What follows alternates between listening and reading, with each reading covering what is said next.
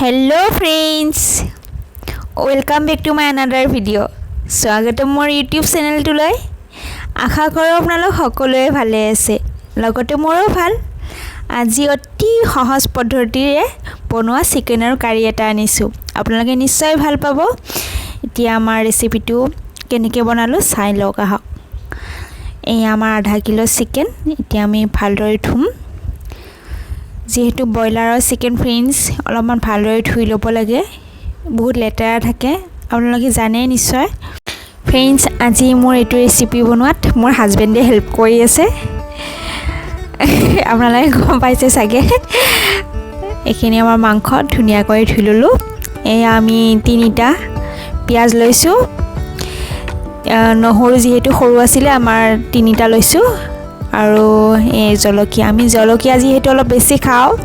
Friends এতিয়া গম পাইছে চাগে আমি জলকীয়া যিহেতু বেছি খাওঁ, সেইকাৰণে অলপমান জ্বলা বেছি লওঁ। আপোনালোকে কম খালে কম লৈ ল'ব।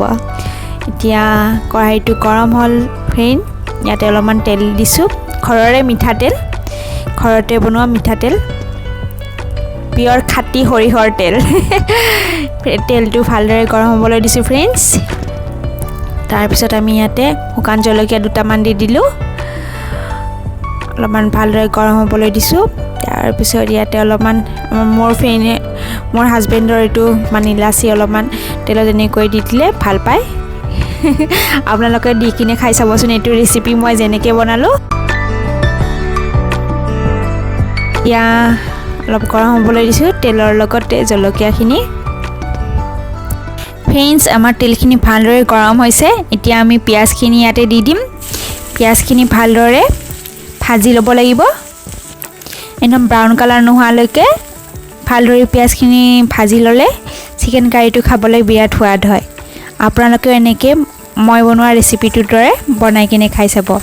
ফ্ৰেন্ডছ, আজিৰ চিকেন কাৰীটো বিৰাটেই চিম্পল। চ' আমাৰ কলেজত থকা বন্ধু বান্ধৱীসকলে এইটো কাৰী সোনকালে ৰুমত বনাই কিনে ধুনীয়াকৈ খাব পাৰিব। এইটো সকলোৰে কাৰণে ৰেচিপি। আৰু মোৰ হাজবেণ্ডৰ এইটো বোলে ফেভাৰিট ৰেচিপি। যেতিয়া তেখেতে হোষ্টেলত আছিলে তেখেতে বোলে এনেকৈ ফ্ৰেণ্ডৰ লগত বনাই খাইছিলে। আৰু আপোনালোকে মোৰ ৰেচিপিটো বনাই কিনে খাই চাব, নিশ্চয় ভাল পাব। অতি চিম্পল, সকলোৱে বনাই খাব পাৰিব। বেছি দেৰিও নালাগে, চটপট বনাই কিনে খাই দিব পাৰিব। ফ্ৰেন্ডছ, লাহে লাহে আমাৰ পিঁয়াজখিনি ৰঙচুৱা হ'বলৈ ধৰিছে।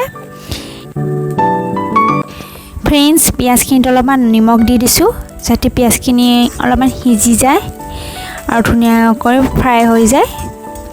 ফ্ৰেন্ডছ, এয়া আমাৰ আদা নহৰুৰ পেষ্ট। আমি মিক্সাৰত গ্ৰাইণ্ড কৰা নাই, থেতেলাই লৈছোঁ জাষ্ট। ফ্ৰেন্ডছ, এতিয়া আদা নহৰুৰ পেষ্টখিনি দি দিম ইয়াতে আৰু ভালদৰে লৰাই দিম, আৰু যাতে পিঁয়াজৰ লগতে আদা নহৰুৰ পেষ্টখিনি ভালদৰে ফ্ৰাই হৈ যায়। নহৰু স্মেলটো থাকিলে ভাল নালাগে, অলপমান ভালদৰে সেইকাৰণে পিঁয়াজৰ লগতে ভালদৰে ভাজি ল'ব লাগে। বন্ধু বান্ধৱীসকল, আজিৰ এই ৰেচিপিটো আপোনালোকে সকলোৱে বনাই কিনে খাই চাব আৰু কেনেকুৱা লাগে মোক কমেণ্টত জনাব। আশা কৰোঁ নিশ্চয় আপোনালোকৰ ৰেচিপিটো ভাল পাব আৰু নিশ্চয় আপোনালোকে বনাই খাই চালেও নিশ্চয় ভাল পাব। ফ্ৰেন্ডছ, আমাৰ আদা নহৰু পেষ্টৰ লগত পিঁয়াজখিনি ভালদৰে ফ্ৰাই হৈছে। এতিয়া আমি চিকেনখিনি দি দিলোঁ। চিকেনখিনি ভালদৰে ফ্ৰাই কৰিব লাগিব।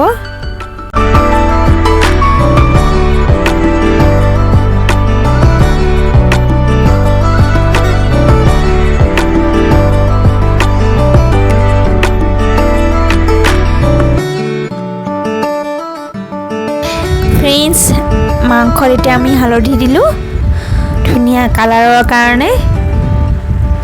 এতিয়া লাহে লাহে মছলাবোৰ দিয়া হ'ব। আমি এতিয়া মিট মছলা দিম।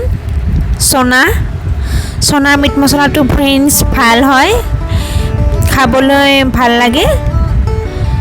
আমি বেছি মছলা নাখাওঁ যিহেতু অলপ অলপ পৰিমাণৰ দিয়া হয়। আপোনালোকে যিমান খায় সিমান পৰিমাণৰ দি ল'ব সোৱাদ অনুযায়ী।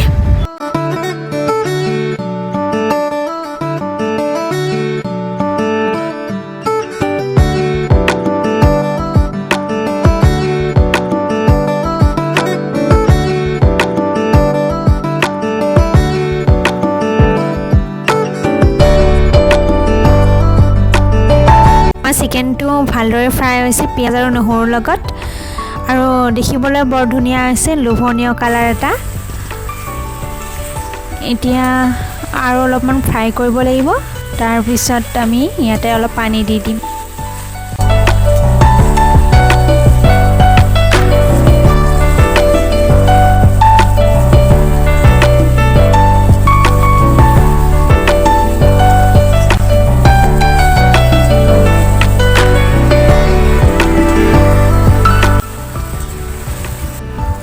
ফ্ৰেণ্ডছ এতিয়া আমি জিৰা অলপমান দিছোঁ খুব কম পৰিমাণৰ জিৰা দিছোঁ যেহেতু আমি ইমান মছলাৰ প্ৰয়োগ নকৰোঁ আৰু মছলা দিলে সিমান ফ্ৰেণ্ডছ মছলাৰ সোৱাদটোহে থাকে সেইকাৰণে আপোনালোকে যিমান কম পৰিমাণত মছলা দি কিনে বনাব সিমানে মোৰ হিচাপত কাৰীখন খাবলৈ বেছি সোৱাদ হয় এবাৰ মোৰ ৰেচিপিটোৰ দৰে এবাৰ বনাই কিনে খাই চাব আপোনালোকে নিশ্চয় সোৱাদ পাব এয়া ব্লেক পেপাৰ অলপমান দিছোঁ ফ্ৰেণ্ডছ মোৰ ব্লেক পেপাৰটো খাই মই বিৰাট ভাল পাওঁ সেইকাৰণে অলপমান দিলোঁ সেইটো অপশ্যনেল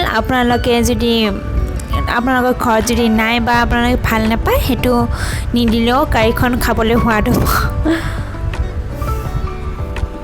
ফ্ৰেণ্ডছ এতিয়া আমি লৰাই আছোঁ ধুনীয়া এটা পানী উঠিছে মাংস আৰু পিঁয়াজৰ এতিয়া আমাৰ মাংসটো ভালদৰে ফ্ৰাই হৈছে ফ্ৰেণ্ডছ এতিয়া আমি ইয়াতে অলপ গৰম পানী দি দিম ফ্ৰেণ্ডছ আপোনালোকে মাংসত সদায় পাৰিলে গৰম পানী ইউজ কৰিব কাৰীটো খাবলৈ বিৰাট সোৱাদ হয়